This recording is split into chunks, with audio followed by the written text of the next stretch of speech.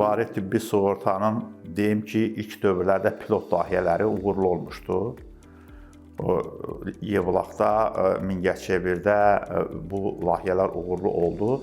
Ondan sonra o geniş yayılmağa məsləhət görüldü. Amma bu geniş yayılanda həmən pilot layihədə əldə elədikləri nailiyyətlər yaddan çıxdı. Bu da kadr məsələləri ilə bağlıdır.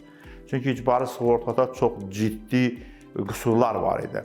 Birinci qüsur odur ki, o hər bir Azərbaycan vətəndaşının harda müalicə almasından asılı olaraq bu onların məsrəflərini ödəyirdi, ödəmirdi. Məsəl üçün, dövlət sektorunda münasibət başqa idi, özəl sektorda münasibət başqa idi və bir növ, məsələn, güc strukturlarının hospitallarında da müalicə alanlar var, onlara münasibət başqadır.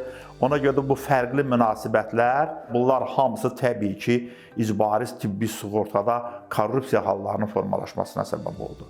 Onlar öz tanışlarına, öz yaxın adamlarına icbari tibbi sığortanın maliyyə dəstəyini göstərirdilər, lakin digər tibb müəssisələri bu yardımdan, bu sistemdən aralı qalırdı, təcrid olunurdu. Və göstərilən əməliyyat paketi də çox deməli, düzgün aparılmırdı. Elə əməliyyatlar vardı ki, onların qiymətləri həddindən artıq şişirdilmişdi, onlara yaxşı maliyyə dəstəyi göstərilirdi. Elə əməliyyatlar var idi ki, onlara az yardım göstərilirdi, ona görə də narazılıqlar yaranırdı. Və bunların təşkil olunmasında icbari tibbi sığorta heç vaxt kollegiallığı təmin edə bilməmişdi. Özləri otururdular, bir kruq adamlar, qeyri-peşəkar adamlar və özləri qərar verirdilər. Nə dünyanın praktikasından, nə də ki, Azərbaycanın görkəmli həkimlərinin praktikasından, məsləhətlərindən istifadə etmədən edirdilər.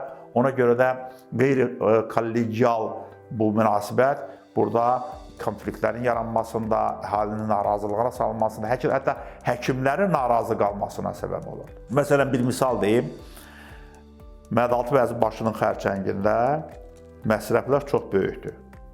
Orada hardasa 5, 7, 10 min manat məsrəf ola bilər.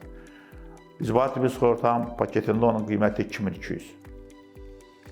Qalan bunları kim verəcək? Bunlar qaranlıq qalmışdı.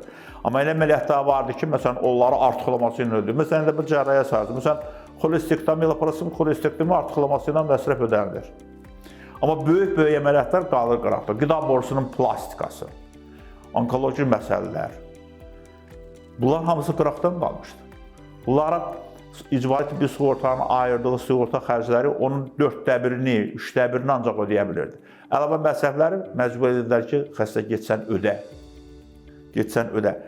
Belə konflikt vəziyyətlər təbii icbari sığortanın bu cür işləməsi, bunlar hamısı xalqdan narazılıq yaratmışdı.